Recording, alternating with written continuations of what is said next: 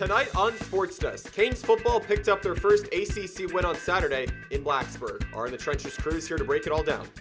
Plus, one Miami Hurricanes mascot left the field in rare company. Lead reporter Derryl Barnes has the story. And later on, identical twins are set to knock down shots this winter. All that and more, SportsDesk starts right now!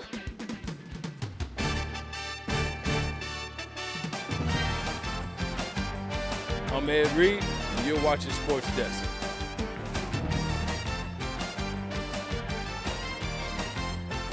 Hi, I'm Jim Kelly, former guy. You're watching SportsDesk. What's up? I'm DJ Williams, and y'all watching SportsDesk. Hello and welcome to SportsDesk. I'm Wyatt Kopelman. And I'm Ember Kyle. Thank you for joining us. Wyatt, Mario Cristobal and Miami might have some hope for the rest of their first season, and there's even talk about a new stadium going up. Yeah, it'll be interesting to see how that really progresses, Embrick. But the Hurricanes traveled to a hostile environment on Saturday to take on Virginia Tech, and now they return home this Saturday to take on Duke. The Miami Hurricanes traveled to Blacksburg, Virginia on Saturday to take on Virginia Tech. How did things play out for Mario Cristobal's squad? Let's head up to Lane Stadium and check out the highlights. Going off early here in the first quarter, Grant Wells dropping back, finds a quick pass, and it's going to be caught by Daquan Wright for a 27-yard reception. But wait, Avante Williams comes out of almost nowhere. He gets his first fumble recovery on the season. The Canes have it, and that gives Miami some early momentum at Lane Stadium. Hurricanes take over, new set of downs for Van Dyke. He feeds Brashard Smith for a 30-yard reception. He gets past the secondary of Virginia Tech. That's a drive that, and in just 4 plays, the Hurricanes march downfield. Miami still scoreless, but not for long here. Red zone opportunity for the Canes. Van Dyke drops back. He looks deep and finds a Clemson transfer in Frank Ladson. The Miami native comes through in a big opportunity, gets the Canes on the board. Field goal has them ahead further. Van Dyke looking again. He finds Colbie Young, the Lackawanna College transfer, in the back of the end zone. The Hurricanes come away with this one, not convincingly, but they get the job done. That 17-yard touchdown pass for Colbie Young, his second. He finished with a game-high 110 receiving yards, 9 receptions for the Lackawanna transfer. Miami pulls this one out 20-14 in Blacksburg. Canes football snapped their 3-game losing streak last weekend and picked up their first ACC win of the season. But will the Canes be able to gain some momentum? Our In the Trenches crew is live in studio with more. Guys? Hey, welcome to In the Trenches. I'm your host, Ethan Gany, alongside our analyst, Cal Friedman. And Cal, Canes finally get back into the win column. It's a 20-14 dub over the Virginia Tech Hokies, but are we ready to call them back? I'm not ready to say the Hurricanes are back just yet, but as Ember just mentioned, a big chance for Miami to break that 3-game losing streak. However, there were a lot of goods and bads in this game. The good, Miami had their best passing game of the season. The bad, it was also their worst rushing game. Another good, Miami shut out the Hokies for the first 3 quarters. Another serious bad, 17 penalties committed by this Hurricanes team. Overall, it's great for Miami to get back in the win column, but a lot of questions still have to be asked. Yeah, those 17 penalties, that equals 159 penalty yards. That's 52 more yards than they had rushing yards. So that's a problem, and Mario Cristobal addressed that this week. That aspect was not a positive, and that's lack of discipline, focus, technique, fundamentals, laziness, and just, again, I mentioned before, just a flat-out disregard for playing football the way it's supposed to be played.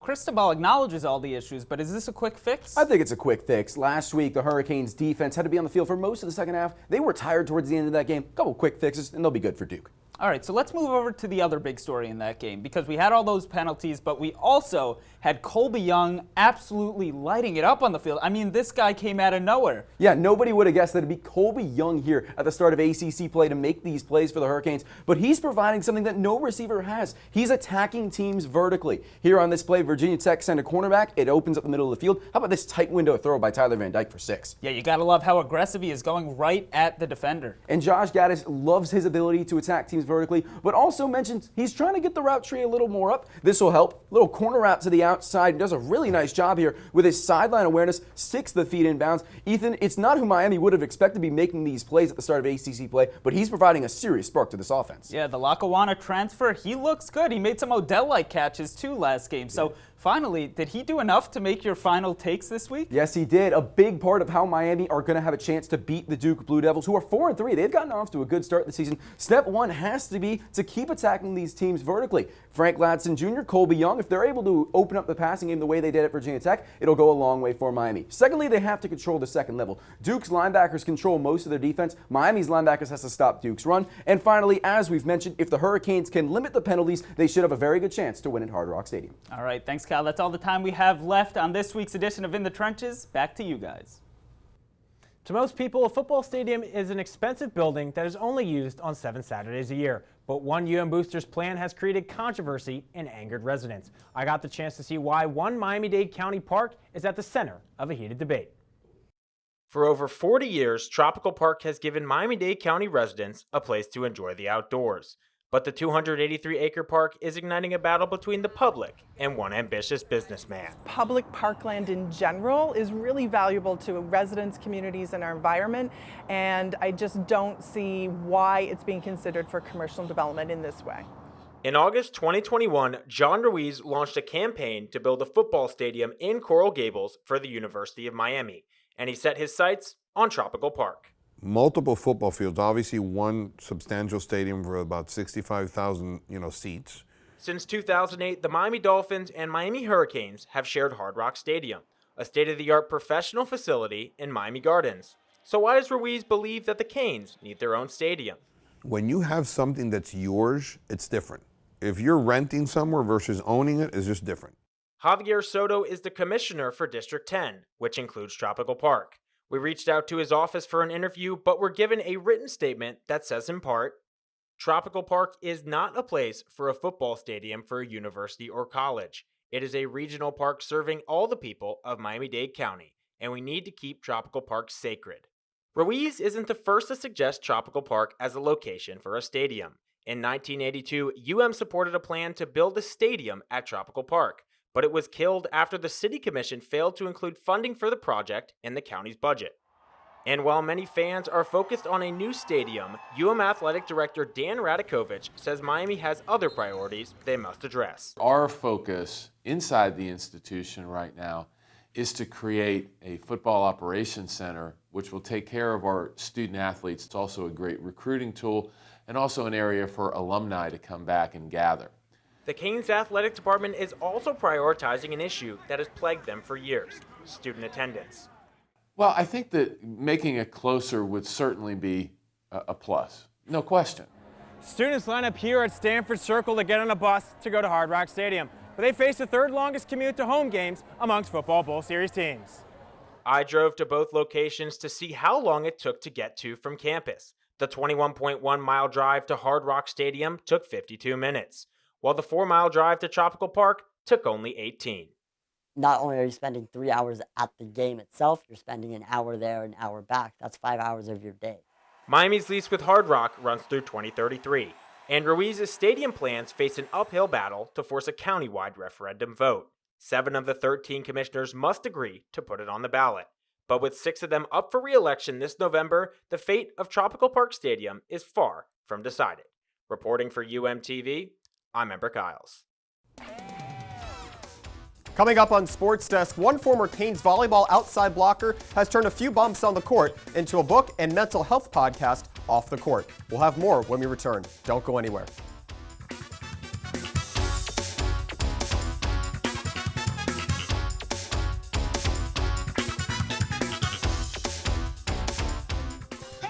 You thinking about retirement? Of course I've thought about it, but there's all this stuff in the way. Oh, you're not kidding. The house, the kids are going to college. My new car. Car? You bought a new car? Oh, hey, you should meet my friend Avo. Avo's a retirement coach. He'll help get you started. But what does Avo tell you to do? You don't know?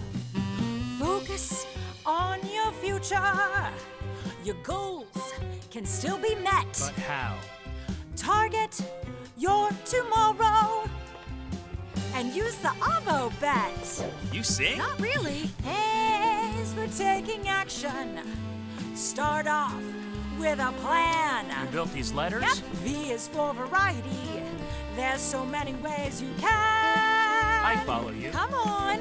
O's for optimize your savings. Let Avo lead the way. Visit ACE Your Retirement .org today. Nice sign. Thanks, I made it myself. Cool.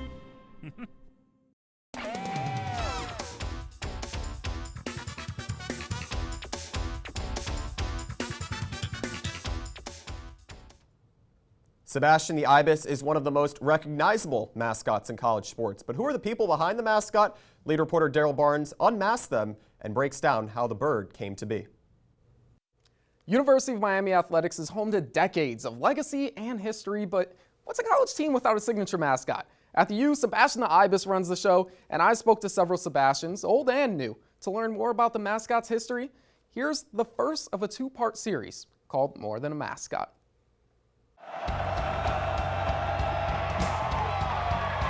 There's definitely that moments in suit where you're like, wow, this is my life. This is really what I get to do every day. You get to do things that no other student gets to do. It's electric. It really is something that can change your life. As soon as you put the head on, you become a different person.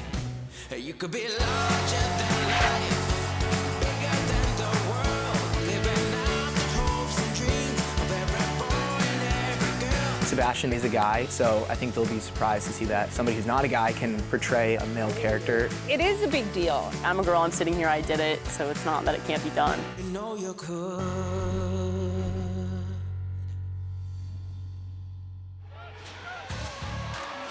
The Miami Hurricanes football team is recognized across the country, and anyone who spent time at the University of Miami knows the most famous Canes fan, Sebastian the Ibis. In Miami, Sebastian is kind of like a celebrity. Sebastian, UM's big feathery mascot, means a lot to fans and the community, but what you may not realize is what he means to the people inside of the suit. Being Sebastian has been the greatest part of my college experience, without a doubt, hands down. Nothing comes close to it. You feel the energy when you get people pumped up. Everyone just goes crazy. It's awesome.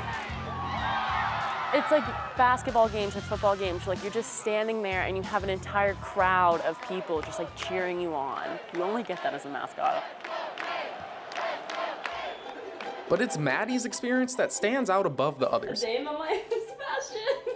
Even from the flock of Sebastians she graduated with in May 2022. My mom always texts me and reminds me, she's like, you're making history.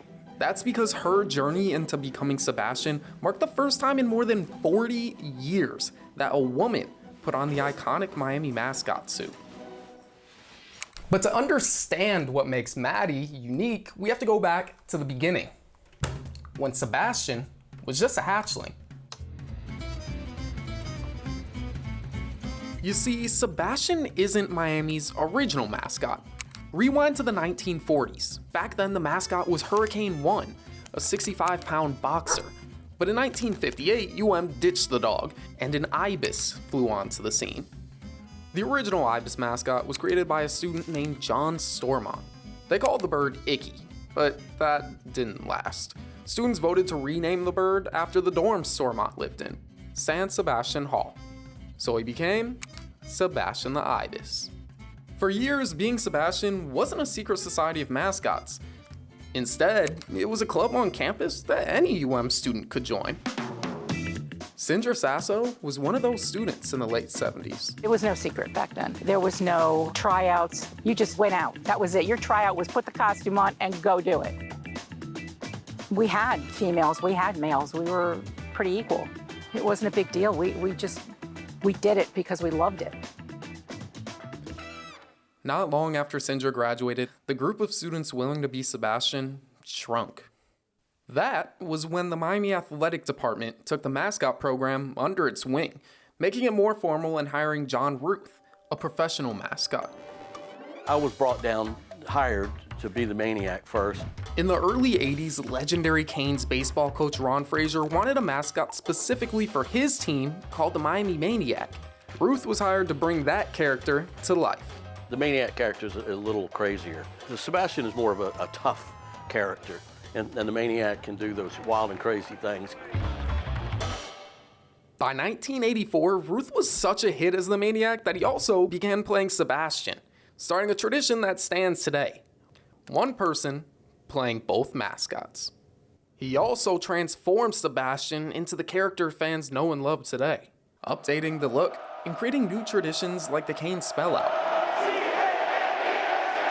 I did everything for almost 10 years, but now with the demands on Sebastian, you need 2 or 3 people for sure to be able to make sure that someone can be at every event. People don't realize Sebastian does like weddings and birthday parties and stuff. Like he can do anything.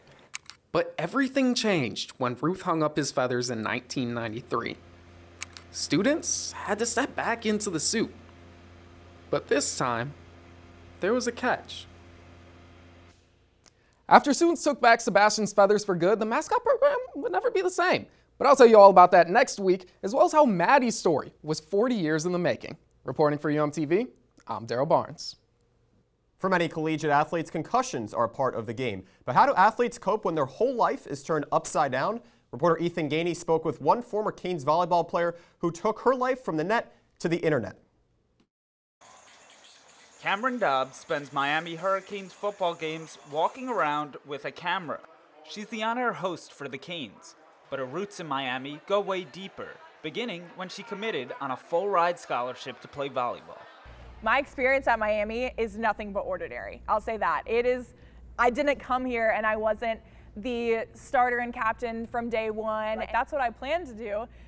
What happened was not that whatsoever. That's because in her junior season, Cam's life would change forever. Paul and I were at that match, and as we watched the ball go off of her head to the ceiling of the gym, we both looked at each other and said, that's not going to be good. This was Cam's 3rd concussion in a year, and she suffered from nearly every symptom possible for months. She would be forced to medically retire from the sport. The only thing that got me through was knowing that for some odd reason, God was going to use this pain for a purpose. I had no idea why, I had no idea when, but I knew he was going to use the pain for a purpose. During this time, Cam would lean on her church, Metro Life, for support. Really all we did was encourage her to believe what she already believed. We just told her, take that and stay Cam. And that's exactly what she did. She began putting out a self-help podcast called Play Where Your Feet Are, and has a book by the same title coming out this fall. So Playing Where Your Feet Are is all about doing your best and being your best no matter what, no matter where. And it's living a life full of living amidst any and all circumstances. She played where her feet were her senior season by transitioning to a coaching role. She was great. She worked, in fact, on the defensive side with Jill and I. She got to see the stress and the fun that comes with coaching volleyball at a high level. Now Cam is living her dream, creating content for the teams she loves. And at the root of all of this is one mission. If I can make someone smile, if I can make someone feel inspired, if I can just give a high five, whatever it might be, if I see a smile on someone's face, I've done my job. Cam's journey may not have gone as she planned it, but she knows her future is bright as long as she continues to play where her feet are. Reporting for UMTV, I'm Than Gany. Up next on SportsDesk, Canes basketball held a preseason media day yesterday, and Andrew Klein is live outside the Watsco Center to break it all down. But first, it is time for some trivia. For the 2nd straight year, Canes men's hoops is ranked in the top 5 of the ACC preseason poll. But when was the first time that happened? Is it A, 2005, B, 2006, C, 2008, or D, 2012? The answer when we return.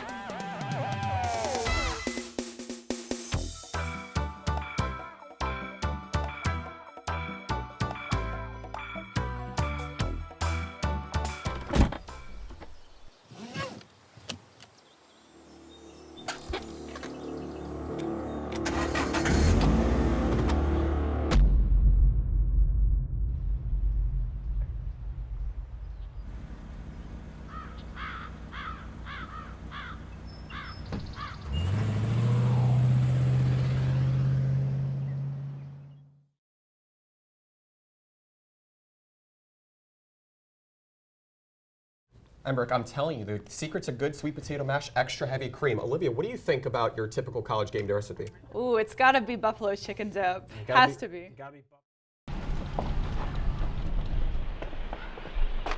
a quarter?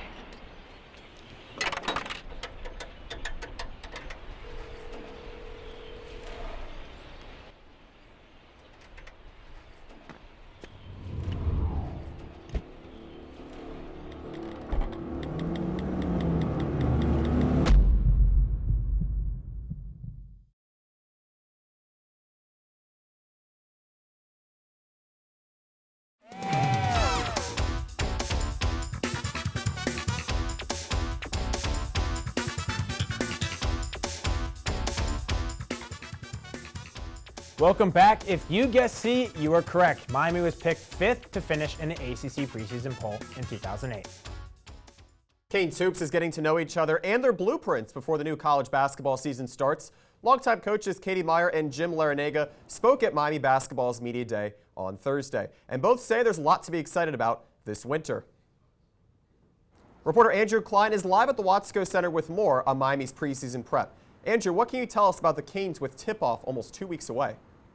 The Hurricanes men's and women's basketball teams both have a lot to look forward to in this upcoming season. First off, on the men's side, Jim Larinaga said that his team has not one, but 2 really good point guards, one being Bensley Joseph, the other being Nigel Pack. He said Joseph is a great defender and a really good rebounder at the point guard spot, and he also said that Pack is a really good three-point shooter. The Hurricanes shot 35% as a team from three-point range last year, tied for 7th in the ACC, so they're looking to build off that and that Elite 8 run that the team went on for the first time in program history this past March. Then on the other side, the women's side, Katie Meyer said her team still has a few things to work out, but it's October, her favorite month of the season, and right now is the time for them to make mistakes. She said the turnover issue from last year is carried over into this season, but now is the time for the Hurricanes to make mistakes. They've got a lot of new faces in that locker room, so she's going to have some trouble with rotations, and our very own Brandi Troup sat down with 2 of those new faces on this week's edition of Athlete of the Week. Hello everyone and welcome to this week's edition of Athlete of the Week. I'm your host Brandi Troup, and today I'm here at the Watsco Center because I'll be interviewing women's basketball players Haley and Hanna Cavinder. We're gonna play a little game of horse, or should I say canes, and we're gonna get to know the ladies a little bit better. Hey ladies. Hey. So as you can see, we are here at the Watsco Center today. We wanted to have a very special edition of this week's Athlete of the Week, and of course I have 2 athletes with me. Before we start, I want to know, who would you say your style of play is like? What athlete? I feel like we're smaller guards, so I always love watching Curry play. I like Nash. I like Steve Nash games. I'm more like Jordan, Curry, Allen Iverson, Wade, and Shaq all in one. So just, prepare yourselves, okay? Should I start us off? Okay. Okay.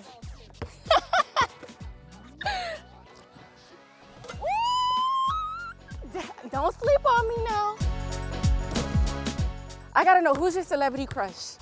Oh, Michael B. Jordan. Parker McCollum. Oh, okay. He's bae.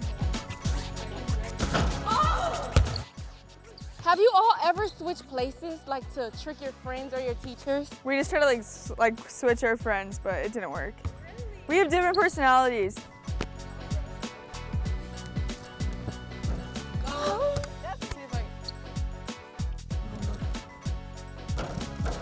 Morgan, shut the camera off.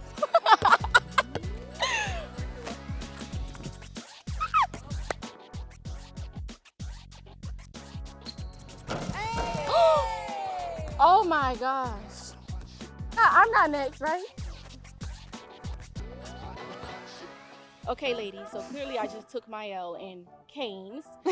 So I don't even want to play basketball anymore. Okay. You know what? I just want to talk to you all and get to know you just a little bit more with some fun, rapid questions. Okay, sounds good. Heels or sneakers? Sneakers. Oh. I love both. I'm a sneakerhead, but I love getting dressed up like that. Thank you. I like that. I like a little balance.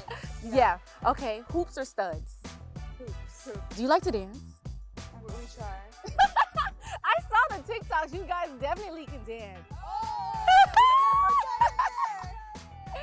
What can we expect from the Cavinder twins this season? You can expect us to just compete. We want to win and do whatever we can to help our team. So we're looking forward to it. And we're looking forward to it as well. That was Haley and Hanna Cavinder. Stay tuned for next week's episode of Athlete of the Week. From handling the Hokies to the Hall of Fame and Hurricanes hoops, Canes social media was full of action this week. Niles Hassim breaks down everything on this week's edition of Behind the Post.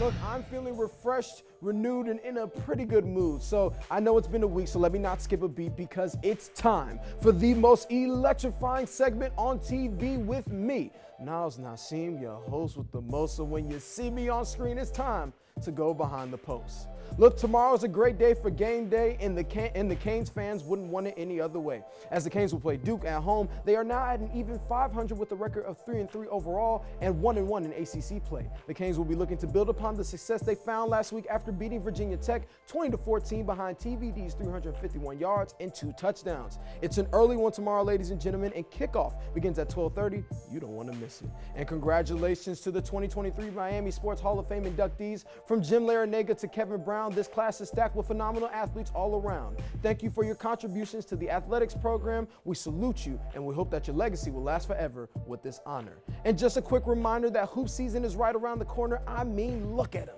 The drip is impeccable, the skills are incredible, and the W's in the win column are simply inevitable. The men will be taking on Lafayette November 7th in their season opener, and the women will be taking on MD Eastern the same day. I have a feeling they might have another sneaky good season. And finally, you gotta do it right at night, because tonight is 80s night, as Canes volleyball will be taking on Wake Forest. The team is coming off a 3-1 shellacking against Virginia on Sunday, and will be looking to ride the wave all the way through. So the game is actually happening right now. Tune into the show and then grab your 80s themed costume in your closet and run all over tonight so you can have a fun time at the game.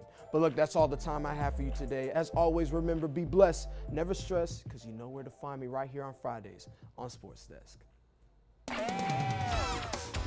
Still ahead on Sports Desk, the Arizona Cardinals took flight on their home turf at the drop of a hat on Thursday night. The two highlights flashed one after another and took attention of the NFL with some late week scoring drama. You won't want to miss them.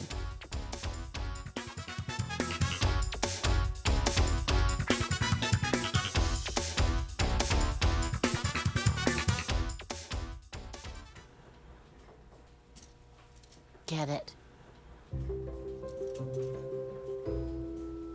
Get it. Get it. Get it. Get it. Get it.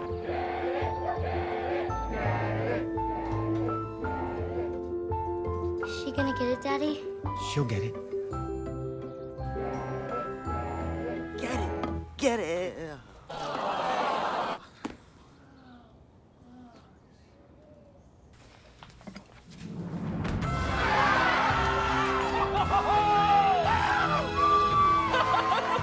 When you bring home a Goodwill find, you give your whole town a reason to celebrate, because you're also funding local job training and placement programs in tech, healthcare, and more.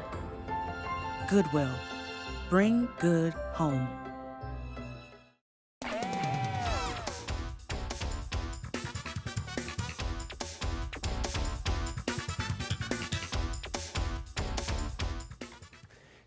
The Arizona Cardinals may have started their season with the longest home losing streak since 1958, but their defense came prepared to change that on Thursday night. Let's head out to State Farm Stadium in Glendale to check out how not one, but two defenders helped lift the team in the first half. Quarterback Andy Dalton here going across. That's going to be picked off by Marco Wilson as he is going to take it all the way to the house. The Florida product taking that away, if that will be just the first touchdown. Now Dalton back again. Next drive, he's going to be picked off again, and this time it's Isaiah Simmons, the American Heritage product as well, former Clemson player as well, as that's another touchdown for the Cards, and that's your play of the day. The games of table tennis and soccer both took shape in England a while back. Soccer might have come around a bit ahead of table tennis in 1863, but each have become pastimes for many to love. And those two sports crossed paths earlier this week. Let's go down to Brazil to check out a few taps and bounces on the ping pong table. Well, take a look at this here. A few headers, a few chest bumps, anything else you can find here. Multiple times this one's being ping-ponged around. A lot of different people out there getting to enjoy the sport of soccer and table tennis combined. Ronaldo, Messi, is that you out there? I mean, look how many times that gets kept in the air. And I'm just stunned at their ability to stay so nimble and just keep it up in the air for so long. No, they got the hand-eye and the feet coordination. They really got everything working there. But that's just quite impressive there, White, isn't it? Well, the Hurricanes, they have a big matchup against the Duke Blue Devils tomorrow. They look for their 4th win on the season, as that will do it for this week's edition of Sports Desk. We'll see you next week. Thank you for joining us.